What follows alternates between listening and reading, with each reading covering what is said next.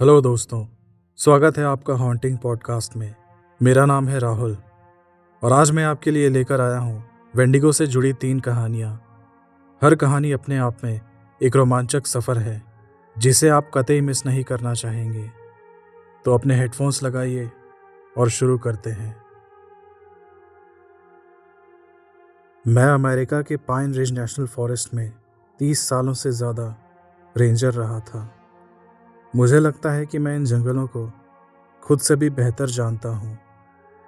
हर trail, हर पेड़, हर पक्षी की आवाज़ या पत्तों की सरसराहट, मैंने उनके पैटर्न याद कर लिए थे।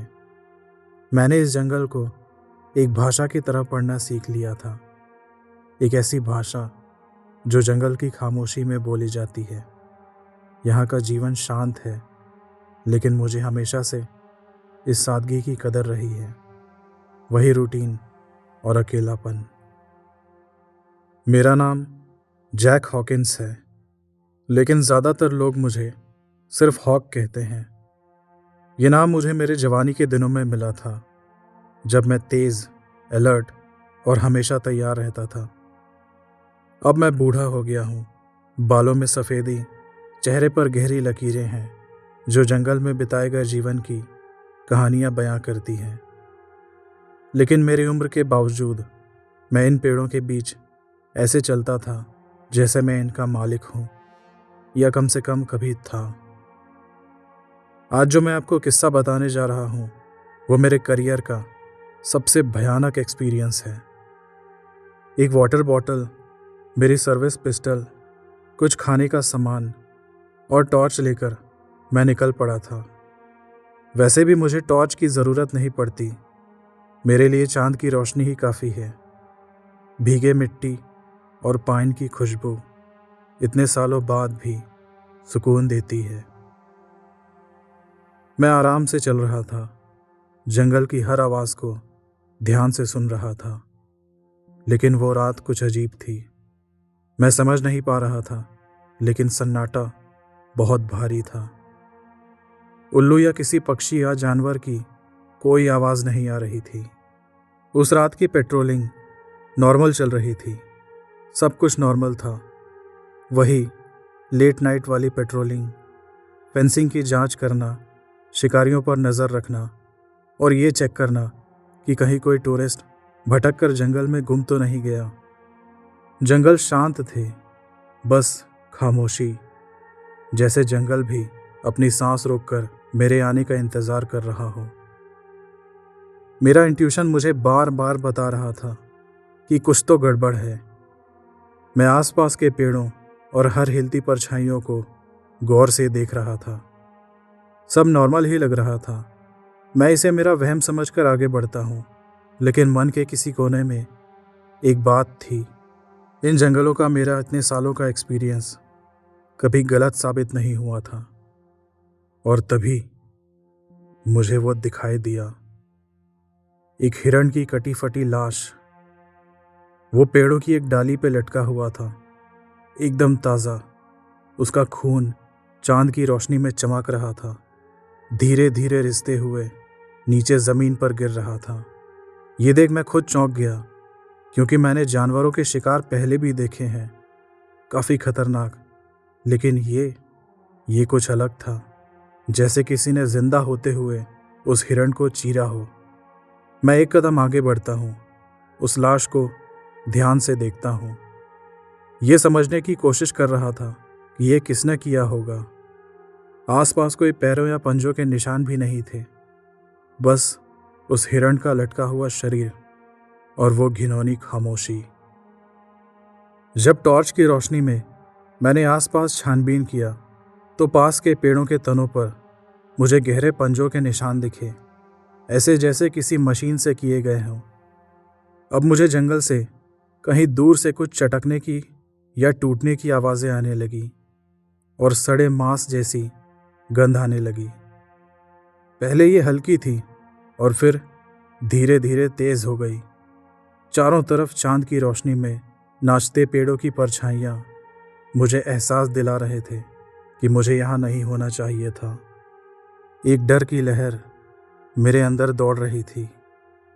सालों के तजुर्बे ने मुझे सिखाया था, ये एक चेतावनी है जिसे नज़रअंदाज नहीं करना चाहिए, क्योंकि मुझे लग रहा था कि कुछ खतरनाक मेरी समझ से बाहर मेरे आसपास था। और फिर मैंने उसे देखा। 2 पेड़ों के बीच चांद की हल्की रोशनी में मुश्किल से दिखाई दे रहा था। वो जीव खून से सनी हुई गंदगी के ऊपर झुका हुआ था, एक अजीब से जुनून के साथ मांस को नोच रहा था। उसकी बनावट और भी ज़्यादा भयानक थी। लंबी टेढ़ी मेढ़ी हड्डियों का ढांचा जिसमें मांस जैसे सूख के चिपक गया हो। ये दृश्य मानवीय भय और क्रूरता का एक डरावना मिश्रण था। फिर वो धीरे से मुड़ता है, जैसे उसे पता हो कि मैं उसे देख रहा हूँ। उसकी आंखें किसी गहरे काली खाई जैसी मेरी नज़रों से टकराई। नेचुरल पैनिक रिस्पॉन्स में मैं पीछे हटा। तभी मेरी नज़र उसके पास पड़े खून से सने गंदगी में मैंने देखा। चांद की रोशनी में मुझे साफ साफ दिखाई दिया। वो उन 5 फॉरेस्ट रेंजर की लाशें थी जो पिछले 1 महीने में गुम हुए थे। उनके शरीर के चीथड़े चीथड़े हो गए थे। किसी का सर गायब था, किसी की अतड़ियाँ बाहर पड़ी थीं, किसी के चेहरे से सारा मांस नोचा जा चुका था। मुझे समझते देर नहीं लगी कि ये कोई भालू या भेड़िया नहीं, कोई और ही जीव है। मैं चीखना चाहता था, भागना चाहता था, लेकिन उस खूनी मंजर और वो भयानक जीव के डर ने मुझे जकड़ रखा था। उसकी काली खोखली आंखें मुझे घूर रही थी, जैसे वो कह रहा हो कि अगला नंबर मेरा है। फिर वो तेजी से मेरे तरफ झपटा, इतनी तेजी से कि मुझे पलक झपकने का भी टाइम नहीं मिला। मैं लड़खड़ाकर पीछे गिरा। उसके पंजों के वार से ऐसी आवाज आई जैसे उसने हवा को भी चीर दिया हो। अब समय नहीं था कि मैं अपनी सर्विस पिस्टल निकाल कर उसे शूट कर सकूं। फाइट और फ्लाइट सिचुएशन में एड्रेनलिन रश ने मुझे भागने पर मजबूर कर दिया। शरीर अपने आप काम कर रहा था। मैं उठा और जंगल में भागा। दिल पसलियों से टकरा रहा था, फेफड़ों में आग लगी थी, दिमाग डर और आश्चर्य की उथल पुथल से भरा हुआ था। हर कदम अपनी जिंदगी के बदले एक संघर्ष लग रहा था। मैं पीछे मुड़कर नहीं देख सकता था, बस भागता जा रहा था, फेफड़े हवा की तलाश में और दिल ड्रम की तरह धड़क रहा था। मैंने रेडियो पे इमरजेंसी कॉल करने की कोशिश की, लेकिन सिर्फ स्टैटिक आया। ऐसा लग रहा था जैसे जंगल खुद मुझे चुप कराना चाहता है। ये छुपाने की कोशिश कर रहा था कि यहाँ क्या हो रहा है। जिस जंगल को मैं खुद से ज़्यादा समझता था, अब वो ही भूल भुलैया लगने लगी। पेड़ों की शाखाएं जैसे हाथ फैलाकर मुझे रोकने की कोशिश कर रहे थे। आंखों के आगे नाचते सैकड़ों परछाइयाँ दिखाई दे रही थीं, और इन सब के बीच मैं सुन रहा था चीखें चारों तरफ से, उन गायब हुए रेंजरों की आवाज़ें जो मुझे बुला रहे थे। ये जंगल और ये अंधेरा मेरे लिए जैसे साजिश रच रहा था। वो जीव सिर्फ मेरा शिकार नहीं कर रहा था, वो मेरे साथ खेल रहा था। जैसे शिकार को दौड़ने दिया जाता है, शिकार का मज़ा बढ़ाने के लिए। हर कदम जैसे जिंदा रहने की लड़ाई हो।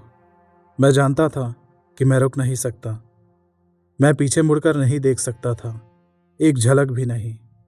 और फिर मैं अचानक एक खुली जगह पर पहुंचा। सुबह की किरणें फैल रही थी, पेड़ों से छनकर जमीन पर गिर रही थी।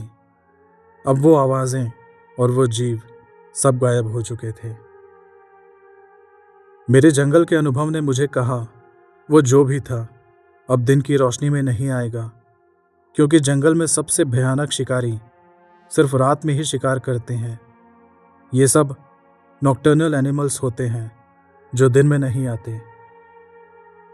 मैं अपनी सर्विस पिस्टल को हाथ में लेता हूँ और वापस उस जगह जाने का फैसला करता हूँ, इस उम्मीद में कि शायद कोई अब भी जिंदा हो। मैं लड़खड़ाते कांपते उस जगह पर फिर से पहुंचा। लाशें तो नहीं थी, बस उनके अवशेष पड़े थे, कटे हुए हाथ, कुछ मांस के टुकड़े और खून से सनी मिट्टी। मैं अपने घुटनों पर बैठ गया, समझने की कोशिश करने लगा, या शायद कहूँ तो अब भी सोच रहा था कि ये सब बस एक डरावना सपना है और मैं किसी भी पल नींद से जाग सकता हूँ। लेकिन हकीकत सामने थी। जब मैंने इसकी रिपोर्ट अथॉरिटीज से की तो उन्होंने मेरी बातों को नकार दिया, ये कहते हुए कि वो कोई भालू या भेड़िया होगा, और ऑफिस में दबी आवाज़ों में मेरा मजाक उड़ने लगा कि अब मुझे रिटायर हो जाना चाहिए। लेकिन मैं जानता हूँ मैंने क्या देखा था। वो चीज़ जो भी था, ना तो जानवर था ना ही इंसान। ह्यूमन लॉजिक से एकदम ऊपर की चीज़ था वो। और मैं कसम खाता हूँ कि मैंने उसे फिर से महसूस किया था।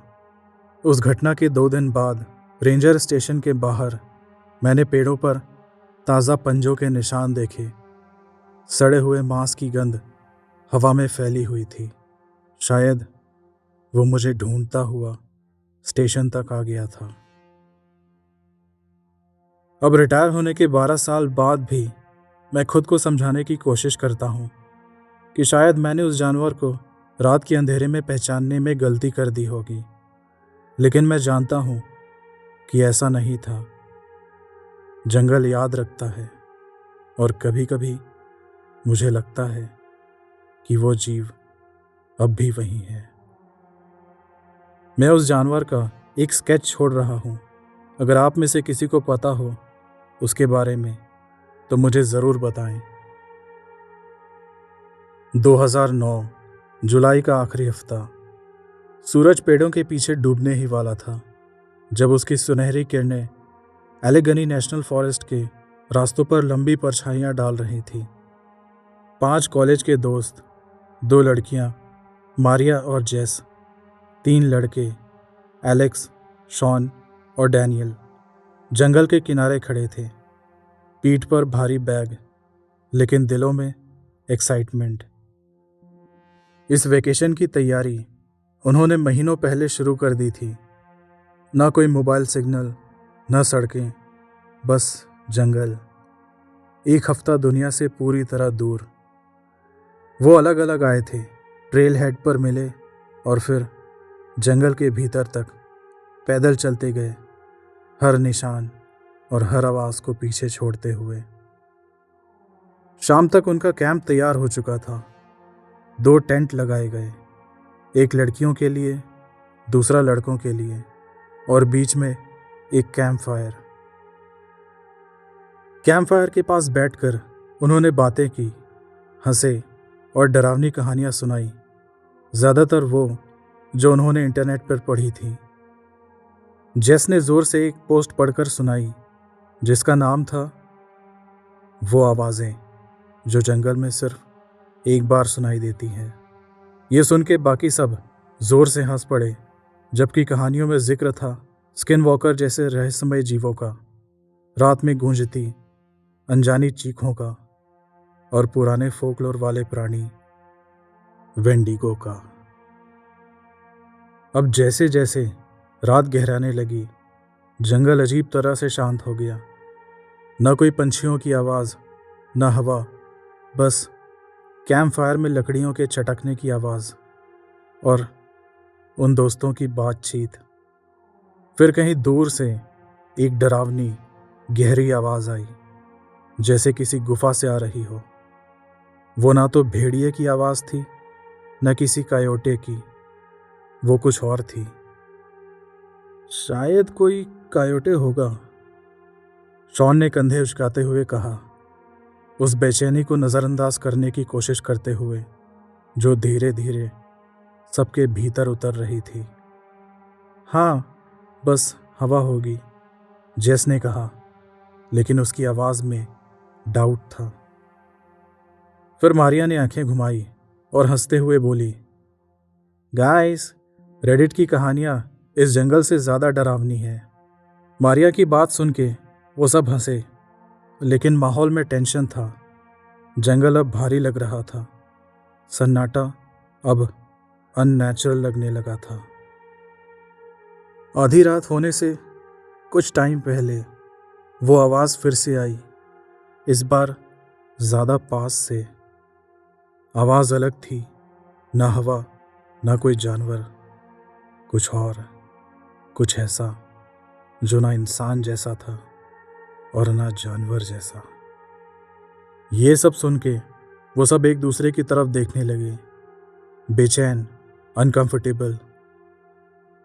चलो आग में थोड़ा और लकड़ी डाल देते हैं, एलेक्स ने कहा, ये कोशिश करते हुए कि उसकी आवाज़ नॉर्मल लगे, लेकिन उसके चेहरे का एक्सप्रेशन साफ बता रहा था कि वो भी डर रहा था। फिर उन्होंने आग में और लकड़ियां डाली। लपटें ऊंची उठी, लेकिन सन्नाटा फिर भी बना रहा, इतना गहरा कि वक्त जैसे थम गया हो। फिर अचानक उनके टेंट के पीछे कुछ दूर, जहां से पेड़ शुरू हो रहे थे, वहां से कुछ खड़कने की आवाज आई। ऐसा लगा जैसे कोई बड़ा जानवर चल रहा हो। वो सब एकदम से डर गए और टॉर्च जलाकर देखने लगे, लेकिन कुछ नहीं दिखा। फिर कुछ देर बाद आखिरकार उन्होंने खुद को समझा लिया कि शायद कोई हिरण होगा या कोई भालू। फिर भी सबके मन में डर जम चुका था। उन्होंने इसे वहीं ख़त्म करने का फैसला किया और सोने चले गए। लेकिन अगली सुबह एक चौंकाने वाली चीज़ सामने आई। ग्रुप में से मारिया गायब थी। उसका स्लीपिंग बैग खुला हुआ था। उसके जूते भी नहीं थे और ना ही उसके जूतों के निशान कि वो कहाँ गई है। बस कैंप फायर के पास रखी उसकी पानी की बोतल आधी भरी हुई। उसके दोस्तों ने आसपास आवाज़ लगाते हुए करीब 10 मिनट तक उसे ढूंढा। जब कोई जवाब नहीं मिला तो उन्होंने घबराहट में चारों तरफ खोजना शुरू किया। वो दो दो के ग्रुप में बट गए। एलेक्स और जेस ऊपर की ओर नदी के किनारे चले गए और डैनियल और शॉन नीचे की तरफ बढ़े। 2 घंटे बाद शॉन को कुछ अजीब मिला। एक फटा हुआ स्कार्फ जमीन से लगभग 10 फीट ऊपर एक पेड़ की शाखा में अटका हुआ था। वो मारिया का फेवरेट स्कार्फ था। ऐसा लग रहा था जैसे उसे ज़बरदस्ती घसीटा गया हो। वो इतनी ऊंचाई तक नहीं पहुंच सकती, उसे तो पेड़ पर चढ़ना भी नहीं आता, शॉन धीरे से बोला, स्कार्फ को घूरते हुए। तभी जेस ने मारिया के नंबर पर कॉल किया। भले ही सब जानते थे कि यहाँ सिग्नल वीक है, फिर भी रिंगटोन एक बार बजी और कॉल कट गया।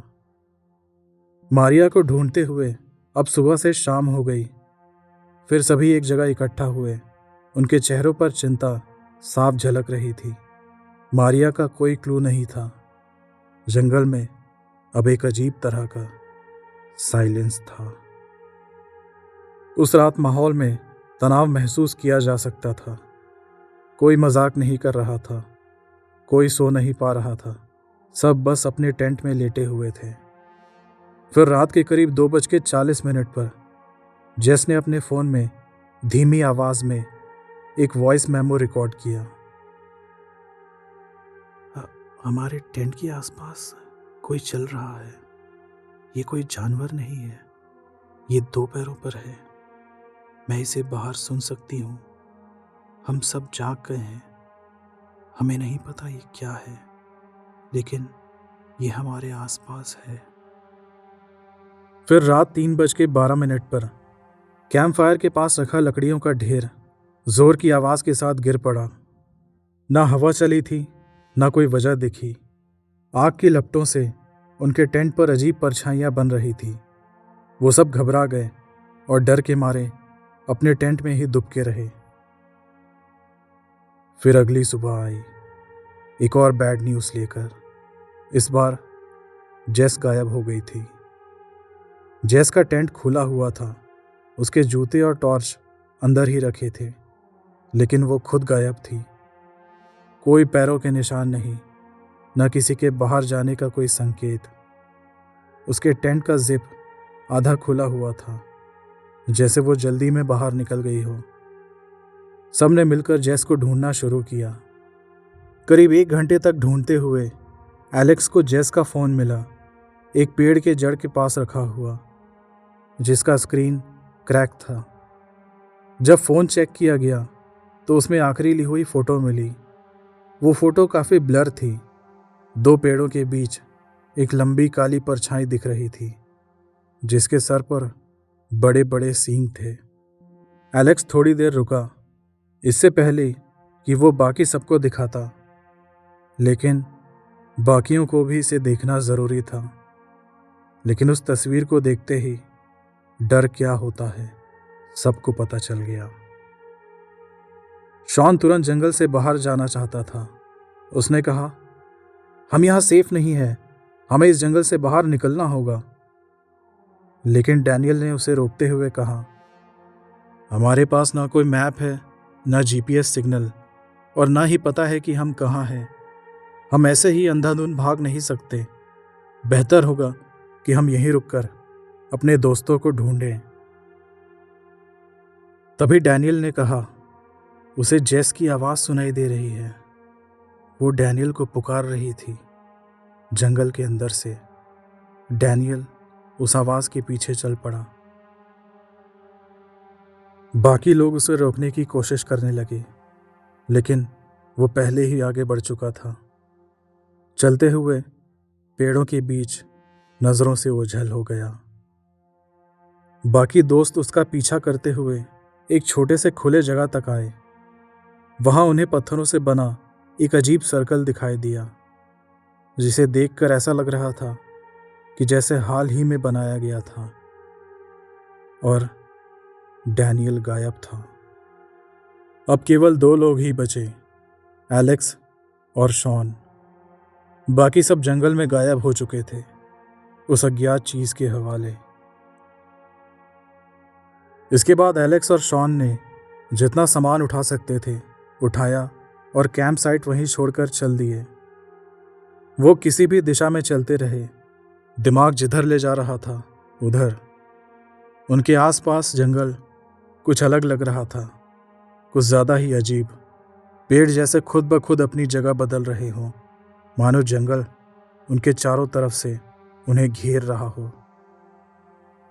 फिर उन्हें मारिया की आवाज़ सुनाई दी, धीमी, शांत। वो उन दोनों का नाम पुकार रही थी, जैसे वो आसपास ही हो। फिर उन दोनों को जेस के साथ हुई घटना याद आई कि कैसे वो आवाज़ का पीछा करते हुए जंगल में गायब हो गया था। इस आवाज़ को नज़रअंदाज करते हुए डर के बावजूद वो चलते रहे, जंगल से बाहर निकलने का रास्ता ढूंढते रहे। लेकिन हर कोशिश उन्हें वापस उसी जगह पर ले आती, वही पेड़, वही जगह। आखिरकार थक हार कर उन्होंने रात वहीं बिताने का फैसला किया और अपना टेंट लगाया। फिर अगली सुबह वही हुआ जिसका डर था। इस बार शॉन गायब था। एलेक्स ने उसे आसपास ढूंढा और फिर उसे दिखाई दिया शॉन का टूटा हुआ कंपास, उत्तर की ओर इशारा करता हुआ। एलेक्स निकल पड़ा उस कंपास को फॉलो करते हुए। घंटों बीत गए, सुबह से शाम हो गई। जंगल भारी और भूल भुलैया जैसा महसूस हो रहा था। फिर आवाज़ें आना शुरू हुई चारों तरफ से। उन चारों की आवाज़ें, शॉन, जेस, डैनियल और मारिया। वो सब एलेक्स का नाम पुकार रहे थे, धीरे धीरे, जैसे पेड़ों के पीछे छुपे हों। एलेक्स ने कोई जवाब नहीं दिया, न ही पीछे मुड़ के देखा। वो बस चलता रहा, दौड़ता रहा, भागता रहा, जब तक कि वो फॉरेस्ट सर्विस रोड तक नहीं पहुंच गया। वहां वो ज़मीन पर गिर पड़ा, थका हुआ और टूट चुका था, लगभग बेहोश। थोड़ी ही देर में एक पेट्रोलिंग टीम वहां से गुजरी। उन्हें एलेक्स रोड पे पड़ा हुआ मिला, लेकिन जिंदा था।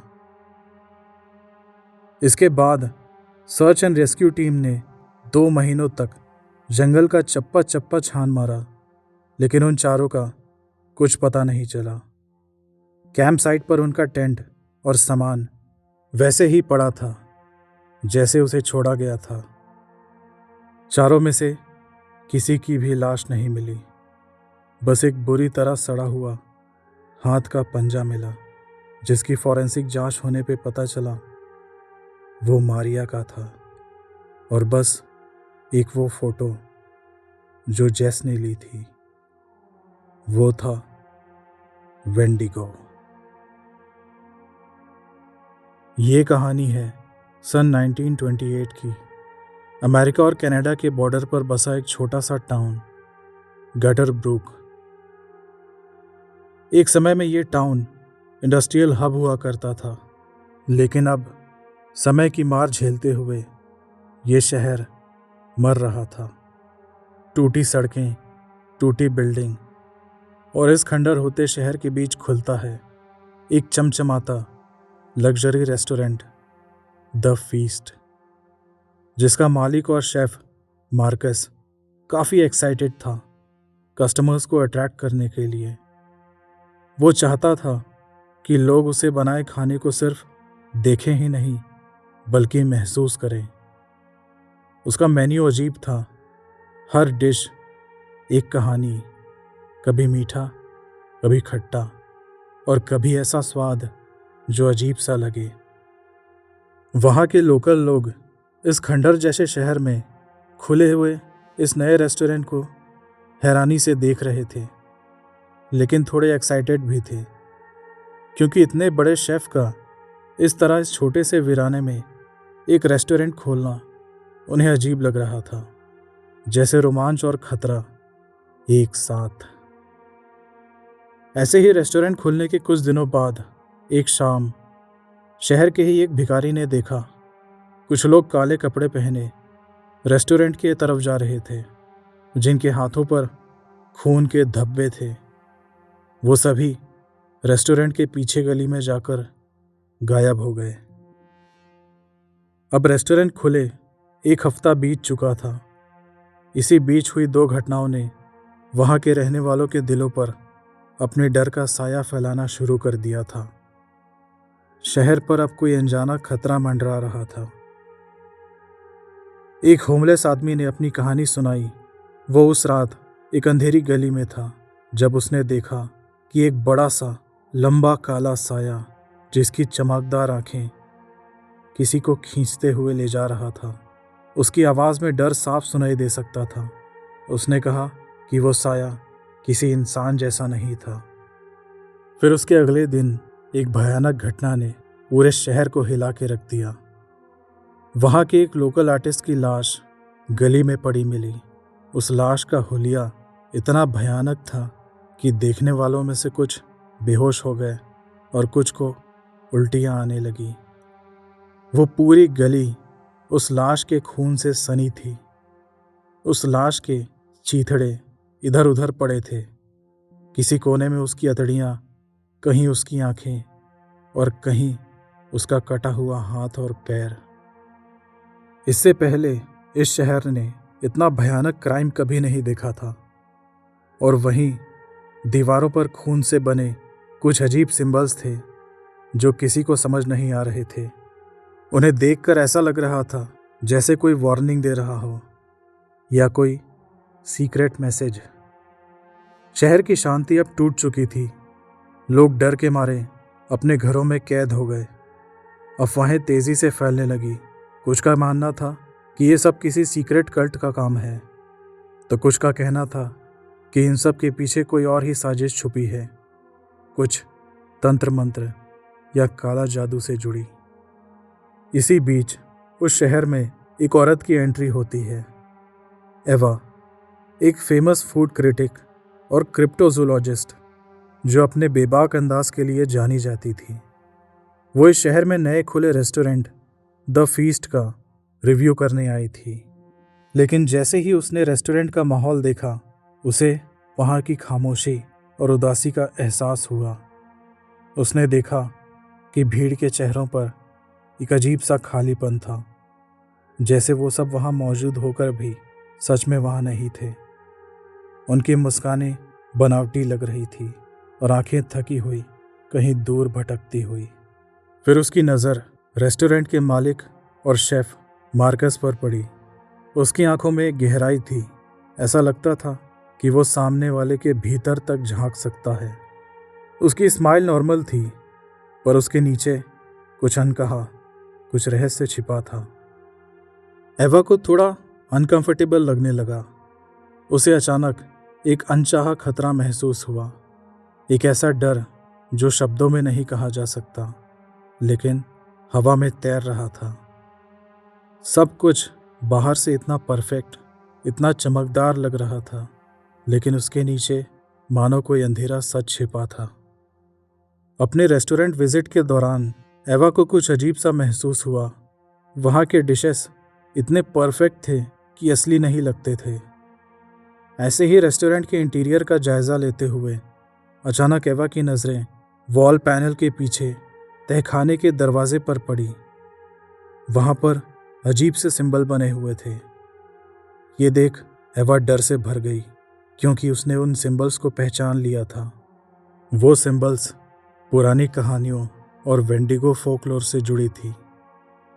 उसे एहसास हुआ कि ये शहर किसी बड़े खतरे की ओर बढ़ रहा है।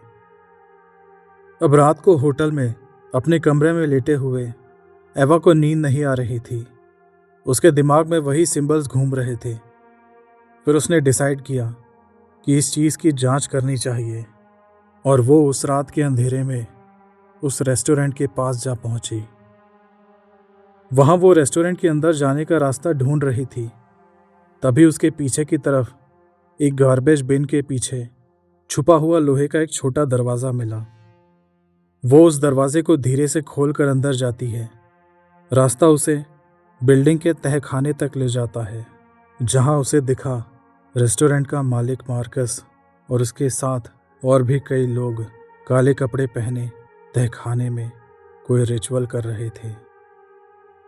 उनके चेहरे और हाथों पर वही सिंबल्स बने थे।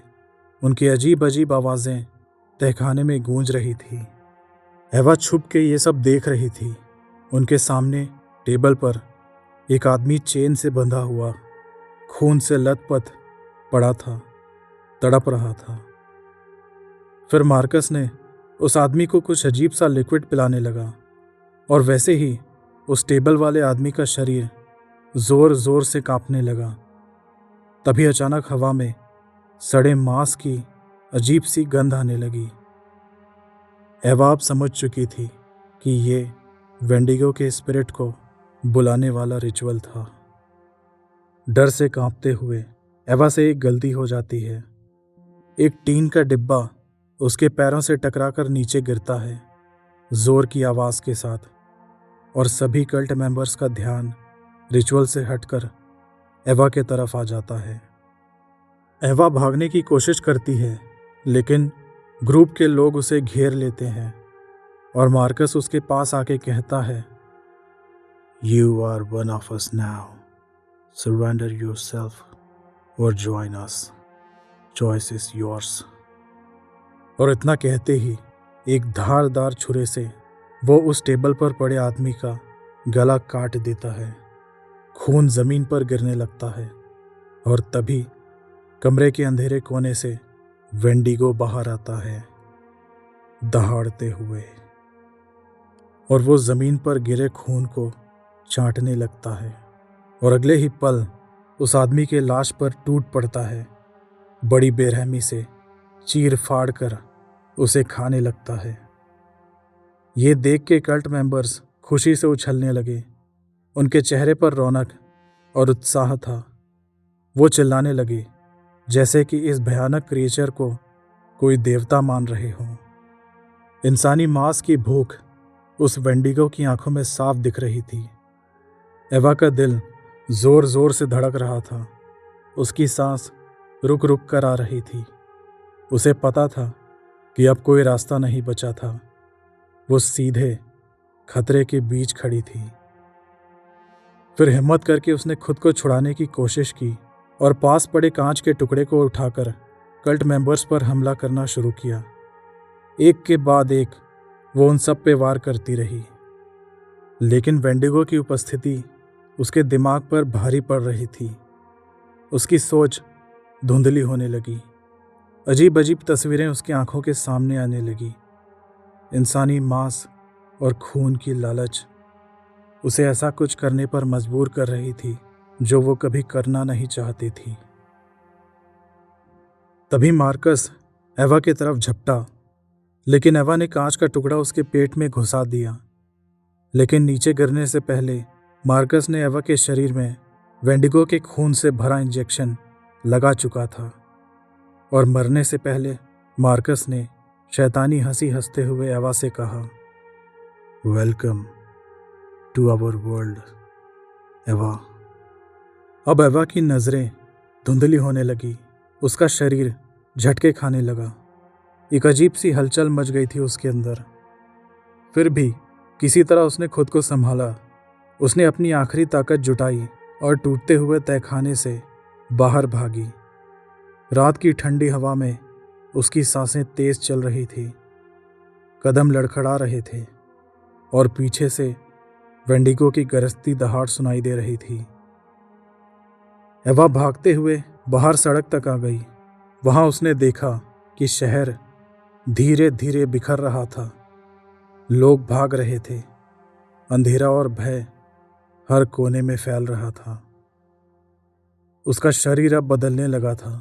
उसकी स्किन गहरे काले रंग में बदलने लगी और उसकी आंखों में एक जंगली शिकारी जैसी चमक आ गई।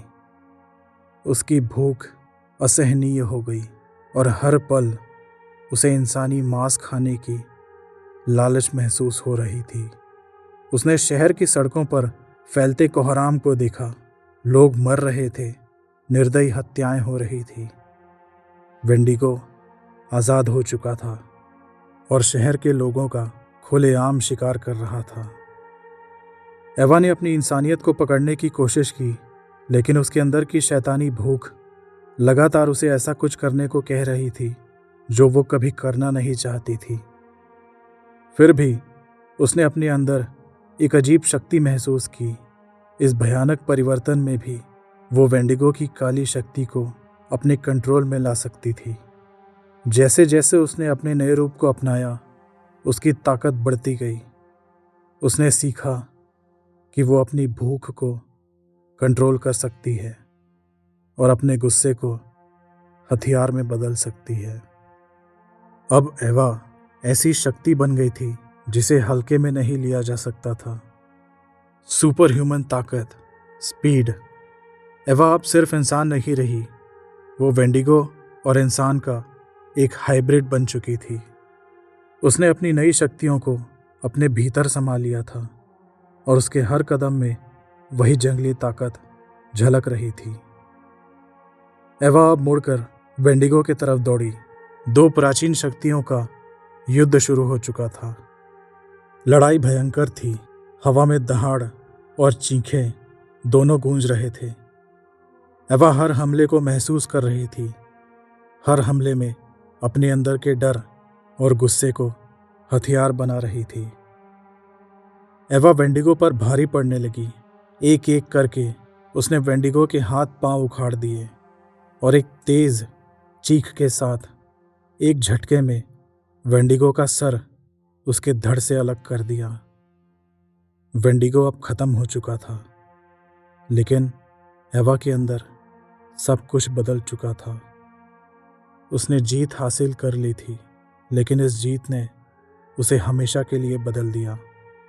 उसकी आंखों में अब वही जंगली चमक थी, लेकिन अब उसके पास इसे कंट्रोल करने की ताकत भी थी। थकी हुई, जख्मी और भीतर तक टूटी हुई, एवा जानती थी कि अब वो आम लोगों के बीच नहीं रह सकती। जो ताकत उसे मिली थी वही अब उसका सबसे बड़ा अभिशाप बन चुका था। गटर ब्रुक अब शांत था। लेकिन एवा समझती थी कि उसकी मौजूदगी उन लोगों के लिए खतरा है। इसीलिए आखिरी बार उसने शहर की ओर देखा और फिर वो मुड़कर जंगलों की ओर चली गई, जहां अंधेरा और अकेलापन दोनों उसका स्वागत कर रहे थे। अब वही उसका घर था, समाज से दूर, लोगों से दूर, उस दुनिया से दूर जिसे वो अब अपना नहीं कह सकती थी। और इसी के साथ एवा एक कहानी, एक मिथ बन गई, एक लेजेंड। गटर ब्रुक के लोगों के जहन में, वो लोग जो उस पर यकीन भी करते थे और डरते भी थे। तो दोस्तों, ये थी आज की कहानियाँ। उम्मीद करता हूँ आपको पसंद आई होंगी। वीडियो को लाइक ज़रूर करें, नीचे कमेंट बॉक्स में अपने विचार ज़रूर लिखें, ताकि मुझे पता चलता रहे आप लोगों को क्या पसंद आ रहा है। और जो नए लोग हैं, मेरे चैनल को सब्सक्राइब ज़रूर करें। मैं ऐसे ही कहानियाँ लाता रहूँगा। चलिए अब अलविदा, फिर मिलते हैं डर के एक नए साए में।